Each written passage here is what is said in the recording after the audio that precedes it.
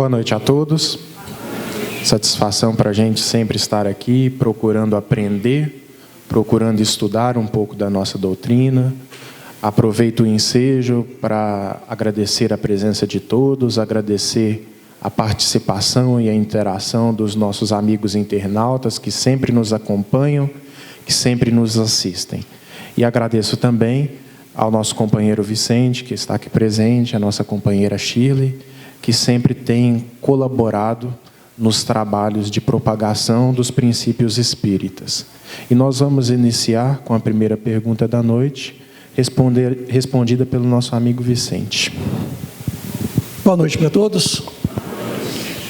Todos sejam muito bem-vindos a este momento, nessa grande sala de aulas, onde todos vocês, todos nós, na condição de alunos, aprenderemos aqui nessa noite com os Espíritos.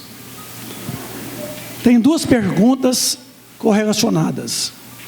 O que a espiritualidade diz sobre Nostradamus? Fala um pouco sobre como o fim do mundo é visto pelo Espiritismo. Primeiro, o seguinte: Michel Nostradamus, além de médico, era um médium, chamado naquele tempo de profeta. Hoje os profetas são chamados de médiuns. Antigamente, a palavra médium, ela foi cunhada no século XIX. Então se falava profetas. E profecias, mediunidade. Nostradamus, de certa forma, teve uma série de profecias, enunciadas no sentido de poder demonstrar alguns fatos que poderiam desenrolar-se aqui no planeta Terra, chamadas centúrias, que eram cartas em que ele escrevia ao filho. Então, houve várias cartas escritas ao filho, dizendo que poderia acontecer isto ou aquilo. Na última carta, a última centúria de Nostradamus, ele disse ao filho dele: filho, todos os enunciados que eu fiz até então, todas as profecias que eu já relatei para você, elas podem não acontecer. Porque vai depender muito do que os homens estão escrevendo na história. Porque toda profecia, toda predição, ela é dita não para acontecer. Ela é dita para nos permitir que a gente evite o acontecimento. Por isso que o Apocalipse de João, a palavra Apocalipse, ela vem do latim, quer dizer revelação. Com isso, Nostradamus, quando ele profetizou vários acontecimentos com a humanidade, o planeta Terra, ele estava tentando mostrar para a gente que tudo aquilo poderia desenrolar-se, se o homem não alterasse a história. É tanto que ele, na última centúria, ele preveniu o filho: filho, provavelmente essas centúrias não virão a acontecer. E muitas não aconteceu realmente. Agora, como o fim do mundo é visto pelo Espiritismo? Na verdade, é uma situação que tem que ser revista. Porque a doutrina espírita, ela não fala do fim do mundo. Ela fala do fim de tempos. É diferente. Primeiro que o mundo não acaba. Então não tem fim de mundo. O mundo é uma questão subjetiva. O mundo é formado por nós. O mundo não é o planeta. O planeta é a casa onde nós moramos. Somos nós que formamos o mundo. Quando fala que a Terra é um mundo de expiação e provas, ele não está falando, logicamente, do planeta. Está falando do mundo que está alojado no planeta Terra. O mundo é formado por nós. Não é o planeta que é de expiação e provas. É o mundo, né? Somos nós que estamos na condição de expiação e provas. Então, com isso, o mundo ele pré-existe e pós-existe. Viram? Na questão 85, 86 do Livro dos Espíritos, lá eles nos ensinam que o mundo, ele pré-existe, que o planeta pode deixar de existir e nós continuaremos existindo. Então vejam vocês que o mundo não tem fim. Mas quando lá no livro A Gênese, na parte das predições, no capítulo 19, onde fala da nova era, ali fala do fim dos tempos. É diferente de fim de mundo.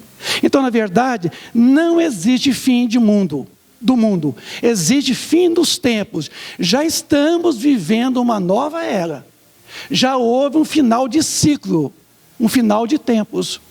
Nós talvez nem percebemos. E nem estamos percebendo essa transição, porque ela é tão sutil, porque ela acontece conosco. Somos nós que estamos fazendo um final de ciclo. Somos nós que estamos contribuindo para que esse final de tempos velhos, tempos onde o egoísmo, o orgulho, a vaidade, toma conta dos homens. Este momento está nessa grande transição. Então, por isso que é final de tempos. É isto, é dessa forma que é visto pela doutrina espírita o fim dos tempos e não o fim do mundo. Tá bom? Boa noite, gente. Muita paz a todos. Eu vou fazer algumas perguntas em conjunto que trata mais ou menos do mesmo assunto aqui. Eu sinto que uma pessoa perto de mim está com alguns espíritos que influenciam de forma negativa na vida da mesma. Eu consigo trazer esses espíritos para cá sem que a própria pessoa venha até o centro? Quando fazemos um tratamento espiritual para outra pessoa, a qual está obsidiada, o resultado é alcançado normalmente? Porque sempre tento fazer o bem a mim, ao próximo, tenho essa consciência, sempre cometo os mesmos erros, quero acertar, nunca consigo, e sempre me deprimo e erro novamente. Bom, as três têm muito a ver, né, com o tema. A primeira situação é a gente lembrar, a princípio, que toda caridade, todo o amor que a gente conseguir dispensar em favor daquele que nos é o próximo, ela deve ser realizada. Então, quando eu me disponho a ajudar alguém que está em situação difícil, isso é a prática da caridade, é a prática do amor. E isso tem efeito, quer dizer, quando eu me disponho a ajudar alguém à distância, uma criatura que às vezes não quer vir à casa espírita, não quer fazer um tratamento espiritual, né? Será que eu consigo ajudar essa pessoa de longe? Tá certo? Bom, sempre a equipe espiritual trabalha em nome de Jesus, né, para auxiliar a todos que têm necessidade. Certamente que todo o meu movimento em favor do auxílio dessa criatura vai surtir efeito, sim, vai. Pode não surtir efeito na criatura que nós desejamos ajudar, mas muitas vezes vai surtir efeito nas outras criaturas desencarnadas que acompanham aquela criatura. Tá? Porque, na verdade, Jesus deu um exemplo para a gente contando uma das parábolas dele. Ele disse que havia uma casa onde moravam 7 espíritos. E aí os 7 espíritos foram expulsos. Daí um certo tempo, um espírito maligno voltou e encontrou a casa adornada. E aí trouxe com ele mais outros 7 espíritos para tomar conta daquela casa. O que significa isso? Que o processo obsessivo, as nossas companhias espirituais, elas comungam conosco o nosso hálito mental. Os pensamentos que nós cultivamos no dia a dia e a emoção que nós imprimimos nesses pensamentos vão determinar as consciências que vão nos acompanhar e comungar conosco. esse pensamento e essa energia.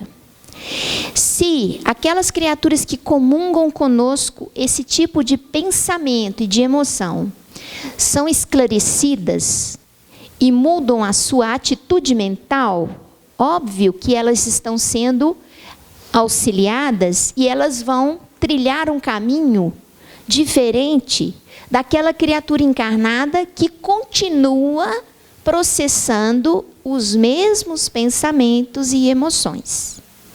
Então, todo o processo obsessivo tem a participação da consciência encarnada, tem a participação daquele que está na matéria. E não há nenhum processo obsessivo que a gente consiga, vamos dizer, resolver e solucionar se não houver mudança na atitude, na emoção, no pensamento cultivado por aquela criatura encarnada. Porque se ele se liberta das consciências desencarnadas que o acompanhavam, certamente ele arrumará novas companhias para se alimentar daquele hálito mental que ele cultiva. Então, é necessário que o obsidiado encarnado se liberte, para que o processo desobsessivo aconteça. Não basta apenas esclarecer o que está fora da matéria, aquela consciência que já deixou a matéria e acompanha o encarnado. Não basta esclarecer os espíritos. É preciso que a criatura que está habituada a compartilhar aquele pensamento mude. E aí entra essa última pergunta de hoje. Porque ele tenta fazer o bem, né? A ele, ao próximo, faz um esforço, mas sempre erra, fica deprimido. E aí ele fica entendendo que ele não dá conta de mudar. Ora, quem se lembra de Paulo de Tarso? Né? Paulo falou assim para a gente: o bem que eu quero fazer, eu não o faço. E o mal que eu não quero fazer, eu o faço. Isso são palavras de Paulo.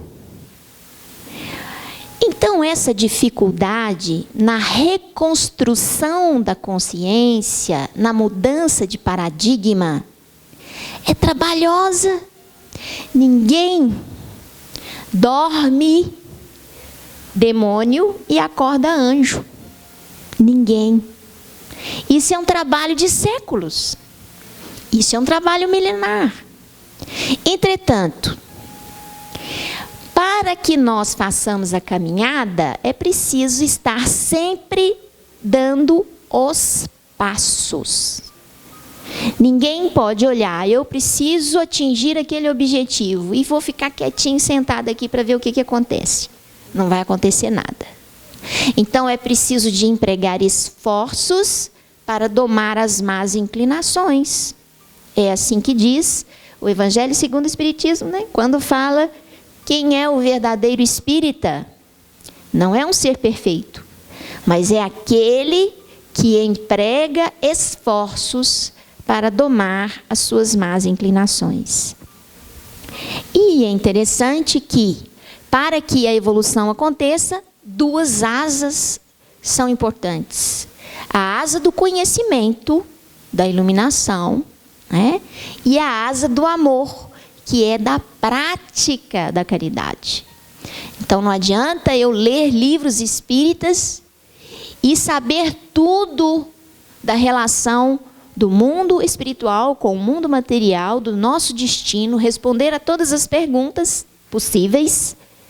Se eu não tiver amor, nada disso me valerá. Isso também está lá em Paulo, quando ele fala da verdadeira caridade. Então, nós precisamos das duas asas para a evolução. E não podemos desanimar nunca diante dos nossos erros. Nós temos que aprender com eles. E aí, sempre estar refazendo as nossas estratégias de relacionamento e as nossas estratégias de lidar com as nossas dificuldades, sempre se reconstruindo. Pergunta que está aqui em minhas mãos é muito interessante. Quando fazemos algo bom e somos elogiados por isso, nos sentimos orgulhosos por algo de bem feito. Ou então, às vezes, dizemos ter muito orgulho por sermos brasileiros.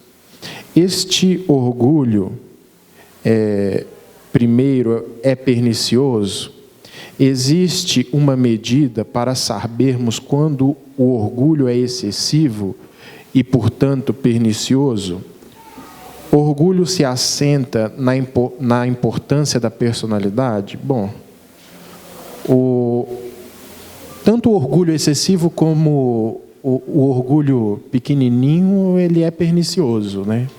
Eu acredito que nós, quando falamos assim, eu me orgulho do meu filho que se formou, ou então eu me orgulho de algo bom que eu fiz, na verdade a palavra nem é orgulho.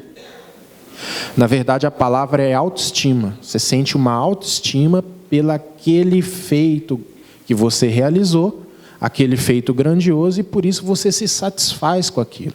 Porque o orgulho é uma chaga da humanidade, independente do nível que ele se encontra. Pode ser um orgulhozão ou pode ser um orgulhozinho, né? Nos dois casos, eles vão ser prejudicial à sua personalidade.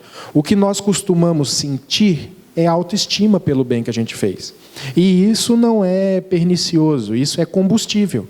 Porque nós precisamos sentir motivações para que a gente possa, né, continuar na caminhada. Então, o elogio, em certa medida, ele é até um reconhecimento pelo trabalho bem feito daqueles das quais a gente observa. Então, é importante. Porque se a gente não elogia, a gente cai em um outro aspecto, aí sim pernicioso, que se chama ingratidão, que se chama falta de reconhecimento. Então, o reconhecimento ele é importante, mas, evidentemente, tem que ser um reconhecimento dentro dos parâmetros do bom senso, porque ninguém faz um bem sozinho. Todo bem conta com a colaboração de muitos, assim como todo mal conta com a colaboração de muitos. Às vezes você foi o ator central daquilo ali, mas nem por isso você fez aquilo ali sozinho. Então, quando há o reconhecimento também em que participaram das benfeitorias, aparentemente feitas só por você, todo um conjunto de pessoas interessadas naquilo, né, a gente começa a descentralizar os nossos atos no bem também. Porque quando há uma centralização excessiva, aí há um problema. Aí há um problema. Mas o elogio, ele é extremamente salutar e ele é muito importante a fim de que nós possamos reconhecer os avanços das pessoas. Agora, esse elogio não pode virar uma lisonja. Existe uma diferença entre lisonja e elogio. A lisonja já é aquela bajulação excessiva em que muitas vezes você colabora para que a pessoa tenha um desvio de caráter por aquilo ali. Quer dizer, não é um agente motivador, aí passa a ser um agente pernicioso. Quando você fica vira e mexe elogiando, aí é um ato de lisonja, né? Elogiou uma vez, tá bom, acabou, né? Então, o elogio não é prejudicial em si, né? O problema é mais do elogiado, esse sim. Certa vez eu cheguei num centro espírita para fazer uma palestra e a dirigente da reunião da noite falou para mim assim: você se importa em ser aplaudido? Você se importa em ser aplaudido? Eu falei assim: eu não me importo. O problema não é ser aplaudido, o problema é o que o aplauso provoca em você. Tá certo? Se você deixa se contagiar pelo aplauso e você começa a supor qualidades que você ainda não tem, aí é um perigo muito grande para a sua vida, porque aí você começa a se relaxar, sabe? Quando você acha que está muito bom, naturalmente há um relaxamento. Então eu falei assim, a pessoa aplaude se quiser, né? O aplauso eu acho que é até uma questão mais de educação, de alguma questão mais vinculada a formalismo social do que qualquer outra coisa, né? Mas o problema é daquele que recebe o elogio, o que está ali dentro dele, porque isso é que vai determinar se aquilo ali que ele está sentindo é uma autoestima, portanto salutar, ou se é um orgulho pernicioso, né?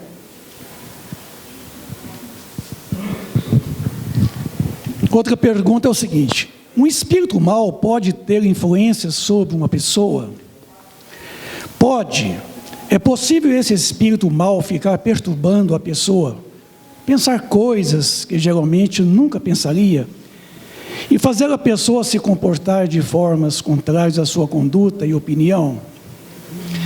Na pergunta 551 do Livro dos Espíritos, foi formulada a seguinte pergunta: pode um homem mau, com a ajuda de um mau espírito, fazer mal ao outrem? A resposta foi: não. Deus jamais permitiria. O que acontece que na pergunta 552, a seguinte, coloca que essa criatura, secundada por um espírito mau, estaria sim sujeito à influenciação espiritual. Na verdade, se não houvesse nenhum obsediado, não haveria obsessores. Esta é uma certeza. Por quê? Na verdade, não existe primeiro os obsessores, existe primeiro os obsediados. O que dá asa à obsessão é lá, capítulo 23, da segunda parte do Livro dos Médiuns, quando trata da obsessão, diz que o que dá asa à obsessão é a nossa imperfeição moral. Viu? Então, o que nos faz com que os espíritos sejam atraídos, primeiro, é os nossos desejos e os nossos pensamentos. Com isso, a gente passa a perceber que nenhum espírito nos influencia se nós não tivermos já sintonizados a ele primeiro. Obsessão é o equilíbrio de forças inferiores que se retratam. Opinião de Emmanuel no livro Pensamento e Vida. Equilíbrio de forças inferiores. Então vejam vocês, quem está obsediando é um espírito inferior. Quem está sendo obsediado também é um espírito inferior. Porque é uma sintonia. Obsessão é sintonia. A partir do momento em que nós sintonizamos a este ou aquele, certamente estaremos o quê? Numa ressonância eletromagnética. Tudo que ele pensar, a gente também pensa. Tudo que ele agir, a gente também age. Assim, o processo obsessivo, assim, há espíritos que nos influenciam na pauta dos nossos vícios, das nossas mazelas, naquilo que nós estamos pensando, fazendo, agindo o tempo todo. Na pergunta 467 do Livro dos Espíritos, perguntou o seguinte: podemos ficar livres da influenciação desses que nos arrastam para a prática do mal? Responderam os próprios Espíritos: sim, se nós tivermos o cuidado com os nossos desejos e pensamentos, porque pelos desejos nós os concitamos, pelo pensamento nós o atraímos. Então, devemos tomar o cuidado com os nossos desejos. Achei, ainda há pouco disseram aqui, Paulo disse: o que eu quero, esse eu não faço. O que eu não quero, esse eu acabo fazendo. É a porta larga, que é a porta da perdição.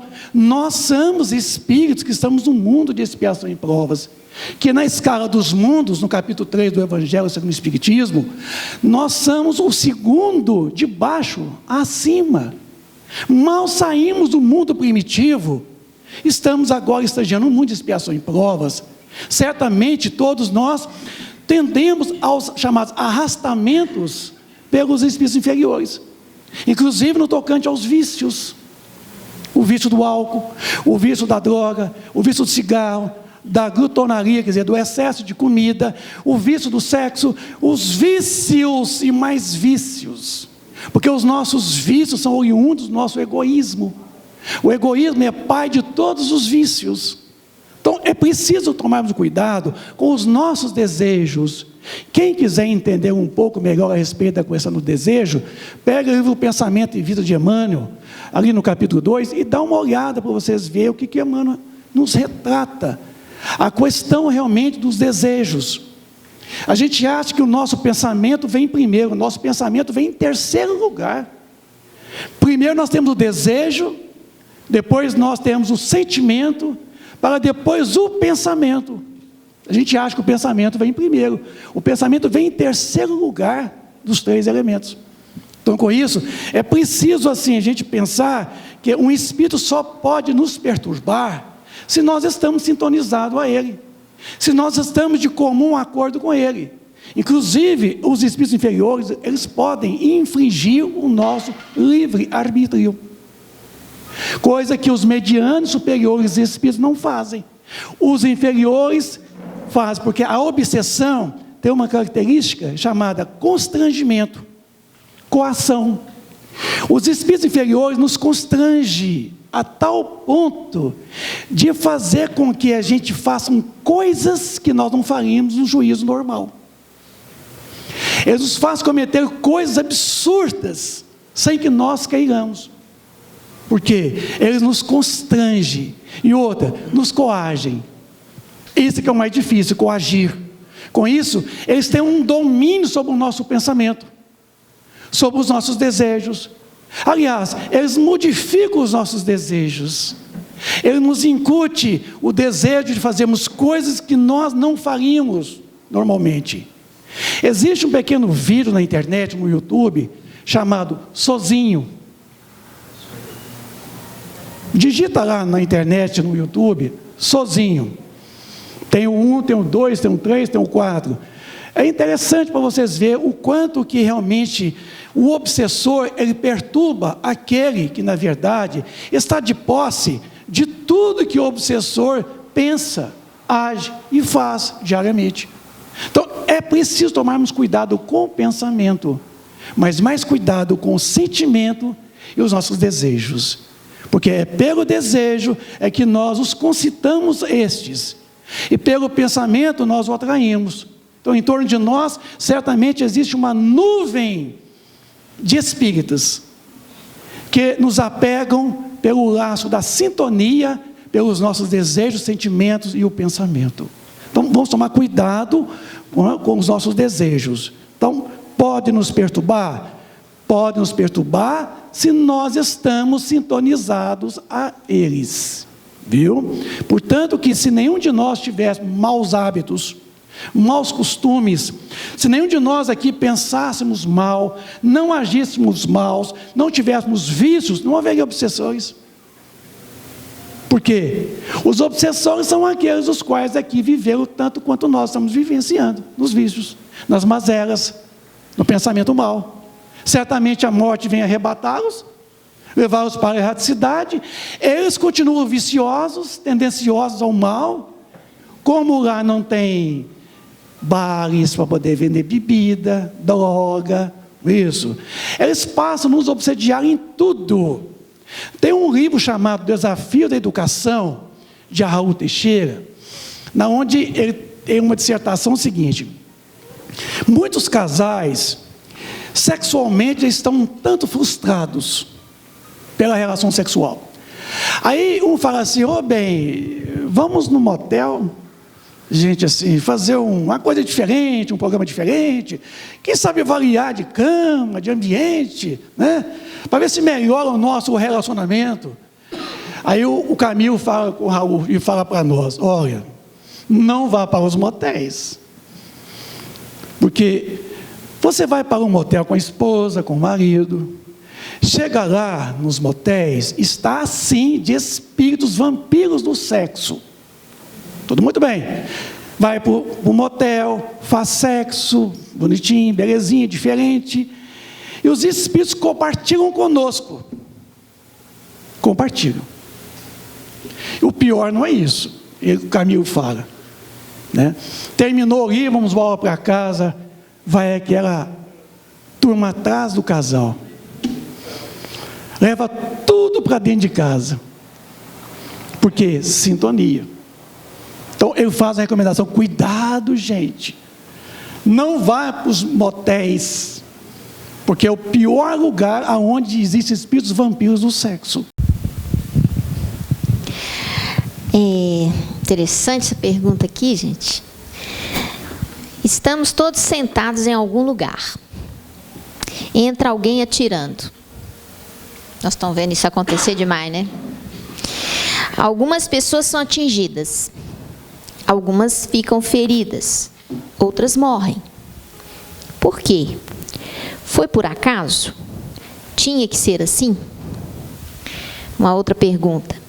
É verdade que ninguém morre antes da hora? Eu vou até pedir vocês para me ajudarem nisso aqui, hein? Porque uma grande dificuldade que eu acho que o ser humano tem hoje é a hora da partida, né? A hora da morte. Porque nós gostaríamos de ter domínio sobre isso. Vocês concordam comigo? E para a gente é muito difícil aceitar que isso foge ao nosso controle. Isso é algo que está fora da nossa alçada controlar. Então, é difícil compreender determinadas coisas que acontecem. Como, por exemplo, a primeira situação aqui, em que aqui tem, por exemplo, um atentado, né? Como acontece, infelizmente, tem acontecido muito na Europa, nos Estados Unidos. E aí, muitas pessoas ditas inocentes, né? Morrem numa situação em que a gente não consegue entender por quê, né? Na verdade, o momento da morte, ele é um momento bem definido.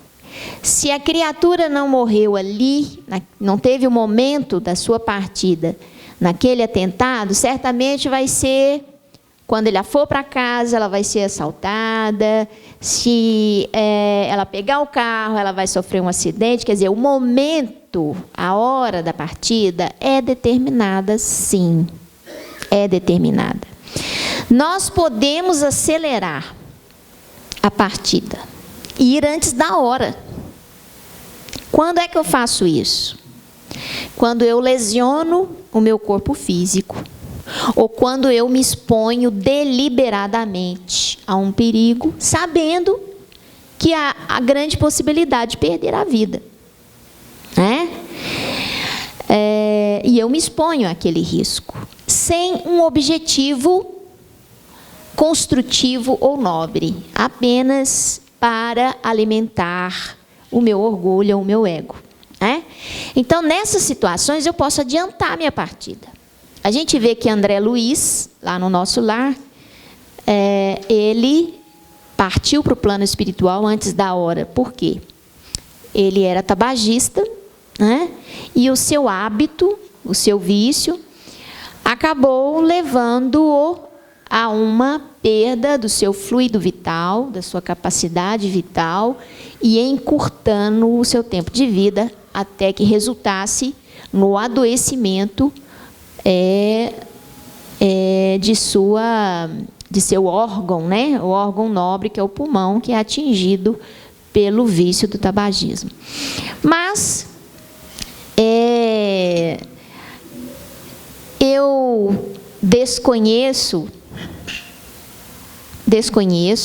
nesse momento eu não estou me lembrando, vocês me ajudam, se vocês se lembrarem de algum caso em que houve um prolongamento da vida aqui na Terra.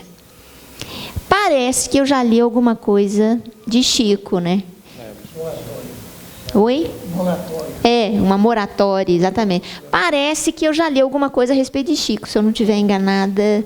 Chico prolongou um pouquinho a estadia dele, ele tinha várias enfermidades, né? E por mérito do trabalho evangélico e espiritual que ele fez na Terra, foi permitido que ele ficasse um tempo maior para nos ajudar, né? Com certeza devem ter outros, né, que tiveram esse mérito, né? Mas são espíritos. O Divaldo, eu desconheço. No livro dele fala. Eu acredito que, nesses casos, o prolongamento da vida na Terra tem que ter um objetivo muito bem claro, né? E muito construtivo, né? Porque a hora da partida é a hora da partida. Hora de ir é a hora de ir, né? E a providência divina, ela trabalha para que o momento da partida aconteça e para que o momento da partida não aconteça se não for a hora, né? Alguém se lembra de um acidente de avião que sobreviveu uma criança? Vocês se lembram disso? Uma criança? Como que a gente explica uma coisa dessa? Não é? Não era a hora dessa criança, desse espírito partir. Só que nós temos dificuldade de aceitar isso, porque isso não está sob o nosso domínio. Isso foge do nosso poder de controle. E nós, como somos muito orgulhosos ainda, né? Nós ainda temos dificuldade de aceitar que isso não está sob nosso controle, né? Se vocês quiserem complementar. Eu vou só falar algo mais, depois se o Vicente também quiser falar, dar uma palavrinha. Divaldo Franco eu também já pesquisei, realmente ele também teve esse prolongamento, né? O Chico Xavier, Raul Teixeira, porque espíritos, principalmente como o Chico Xavier, de quanto em quanto tempo a Terra produz? Vamos dizer assim, 500 em 500 anos reencarna um Chico Xavier. Então, quando um espírito desse vem à Terra, né, a espiritualidade fica em festa. E nós também ficamos em festa. E dentro da misericórdia divina, né, há um prolongamento, há uma extensão da existência física, porque a simples presença desses espíritos, elas são responsáveis por cativar, por modificar, por despertar o interesse para as realidades espirituais. São espíritos das quais o magnetismo envolve muita gente. Então, muitas vezes, a espiritualidade, através dos seus recursos de magnetização, dos seus recursos da medicina espiritual, fazem com que aquele organismo ele encontre aqui na Terra um prolongamento, a fim de que a nossa festa dure um pouquinho mais, né? Então isso existe. Outra coisa também é que os próprios pensamentos dessa qualidade de espíritos proporcionam uma existência longínqua. Porque tem um espírito que diz o seguinte: se Jesus não tivesse morrido de morte matada, ele não teria morrido de morte morrida. Porque vocês concordam que todo dia a gente se suicida um pouco? É forte isso que eu estou dizendo. Mas a cada noite mal dormida, a cada estresse, quanto tempo eu diminuo na minha existência? Né? 1 minuto, a minha alimentação, a minha vida desregrada, né? Os próprios pensamentos, né? Isso faz com que haja um encurtamento da nossa existência física. Isso sem dúvida alguma. Ninguém aqui, vamos dizer assim, desencarna no período exatamente que tinha que desencarnar, porque nós antecipamos através dos nossos hábitos mentais e comportamentais. É por isso que ele fala que se Jesus não tivesse morrido de morte matada, de morte morrida dificilmente. É claro que existe o imperativo da vida orgânica, né? Aí entra a lei de destruição aplicada, necessária, que o Livro dos Espíritos nos coloca. Mas os pensamentos de Jesus, os hábitos de Jesus, certamente propiciariam para ele uma longevidade de 200 anos, né? Porque nenhuma atitude mental dele correspondia ao encurtamento da existência. Tá? Então, existe também esse outro aspecto, né, desses espíritos evoluídos que proporcionam essa maior duração aqui na nossa Terra. Quer falar alguma coisa, Senhor? Só quero dizer o seguinte: na pergunta 259 do Livro dos Espíritos, foi colocado para a gente uma definição que eu acho interessantíssima. A resposta foi dada dizendo que, quando nós reencarnamos, nós escolhemos a natureza das provas. Nós não escolhemos as provas, nós escolhemos a natureza das provas. Estando nós aqui reencarnados, nós estamos sujeitos a todos os intempéries da natureza, a todas as vicissitudes, a todos os fatos que nós somos concorrentes para estes mesmos fatos. Então, quando nós aqui reencarnamos, trazemos no nosso mapeamento, no nosso projeto reencarnatório, a natureza da morte, pelo qual nós haveremos de passar. Certamente, essa natureza de morte escolhida por nós, não escolhida assim, eu quero morrer assim. Não é assim, não. Escolhido devido às reencarnações precedentes, das quais nós concorremos de acordo com a lei de causa e efeito. Você projeta nas futuras encarnações a natureza de morte. Com isso, você reencarna trazendo essa predisposição. No livro Temas da Vida e da Morte, de Divaldo Franco, e o espírito Manuel Filomeno de Miranda, diz que quando nós aqui reencarnamos, já começamos a morrer. O fenômeno da reencarnação já é a contrapartida dele, o fenômeno da morte, a disjunção molecular. Então, reencarnou, já começamos a morrer. Então, com isso, só para terminar, eu vou falar o seguinte: na conta de Deus, ninguém morre se não é chegada a hora. Ninguém. É lei. É lei. Por conta própria, pode ir a qualquer instante. Nós somos livres até para isso. Nós não temos o direito de tirar a vida, porque nós não damos vida ao corpo. Nós animamos um corpo com vida. Quem dá vida é Deus. A vida independe de nós. A vida independe de nós. Então, eu não tenho o direito de tirar a vida. Por isso que tem momento de nascer e tem momento de morrer. Então, com isso, na verdade, ninguém partiria assim, exceto se concorrer para a partida. Temos que aproveitar a todo instante nosso, gente, dessa existência corporal. Viu? Eu lembrei aqui de uma colocação, esqueci de dizer, a respeito da bala perdida, né? Que a pergunta disse aí. Na verdade, existe bala achada, bala perdida não existe. Eu vou explicar rapidamente por quê. Eu acho que eu já até expliquei isso daqui. André Luiz, no Mundo Maior, ele diz que a nossa casa mental ela é dividida em 3 departamentos: inconsciente, consciente e superconsciente. O inconsciente é onde arquivadas todas as nossas experiências que a gente aparentemente esqueceu. Qualquer atitude que você tem e que você fala assim, poxa, me esqueci, na verdade ela não foi esquecida, ela está impressa nesse outro departamento. Ela só saiu da sua memória objetiva e passou para a sua memória subjetiva.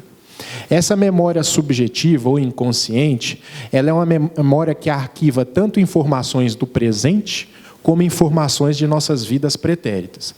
E está, a todo momento, esse outro departamento da memória, vamos dizer assim, a nos influenciar. Então, quando um indivíduo, ele mata alguém, ele matou, né? Ele cometeu um homicídio. Aí ele desencarna.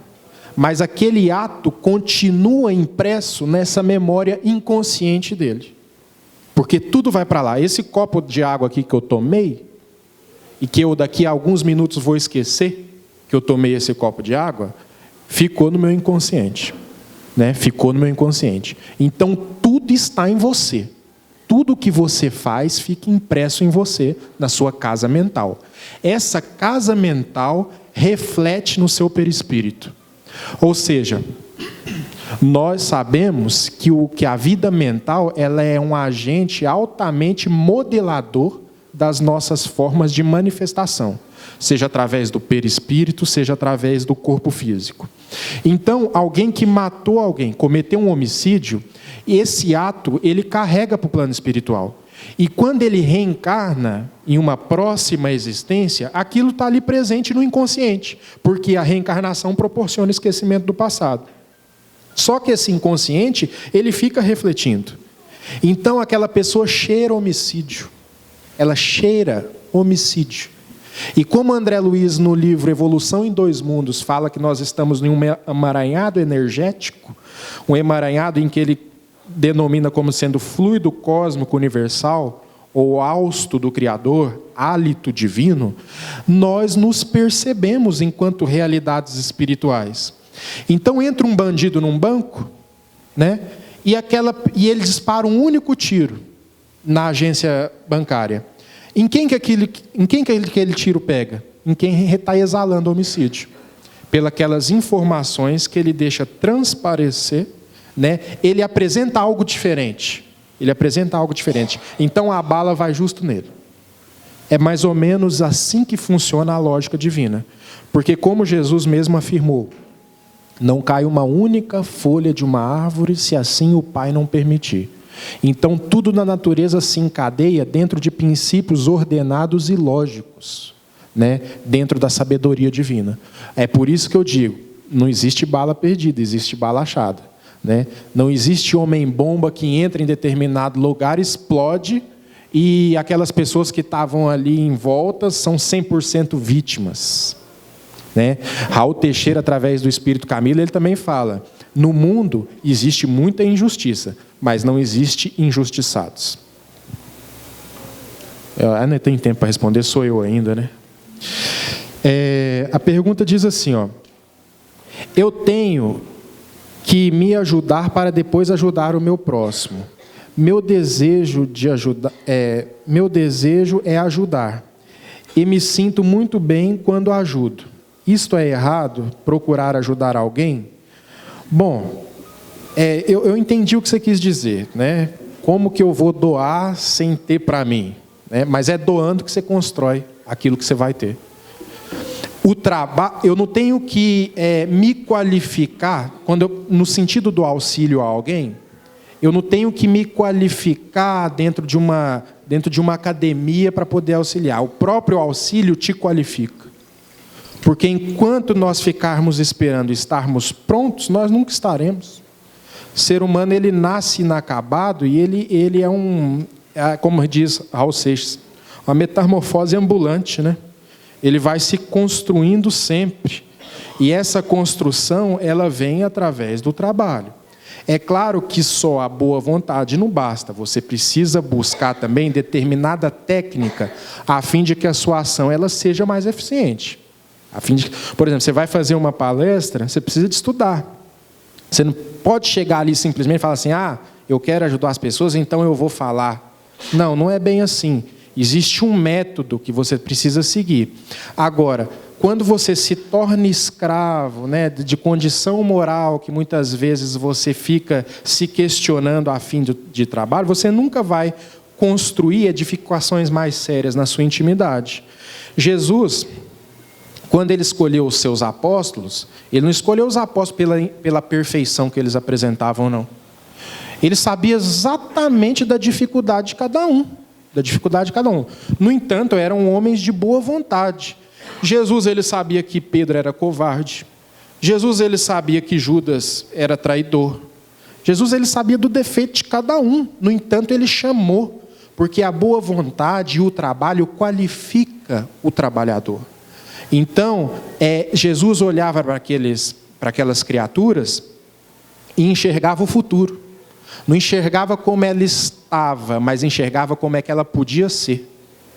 O Espírito Superior tem essa visão. Ele enxerga como você pode ser. Ele enxerga a sua potencialidade futura. Porque ele não vê a casca material, ele vê o espírito por trás. O espírito imortal, o espírito, vamos dizer, inserido no cadinho evolutivo, o espírito que tem as leis de Deus impressa na consciência e que essas leis mais cedo ou mais tarde se manifestam sempre com maior intensidade. Então, não é errado você ajudar alguém por falta de qualidades morais, vamos dizer assim. Porque a qualidade moral você adquire com o trabalho. Nosso lar tem uma frase bem no início que diz assim, quando o trabalhador está pronto, o serviço aparece. Então, se apareceu também tem um propósito, né? E aí, muitas vezes, a gente evita se entregar ao trabalho por uma série de desculpas. Eu não tenho conhecimento, eu não tenho qualificação moral, eu não tenho isso, eu não tenho condição financeira, né, para ajudar. Então, assim, tem desculpa para tudo, né? E essas desculpas fazem com que nós nos boicotemos. A gente mesmo se boicota a nível de evolução, a nível de construção espiritual, né? Então é preciso com que eu reconheça que eu sou imperfeito, sim, mas que aqui está meu remédio. Eu sou doente, mas a prática do bem é que é meu remédio. Se eu sou imperfeito, sem o trabalho eu sou mais imperfeito. Tem que pensar assim. Se eu sou imperfeito, sem o trabalho eu sou mais imperfeito. Quando a gente despertar para isso, a gente não se recua ante qualquer pretexto. A gente passa a auxiliar dentro da medida do possível e dentro da nossa condição espiritual.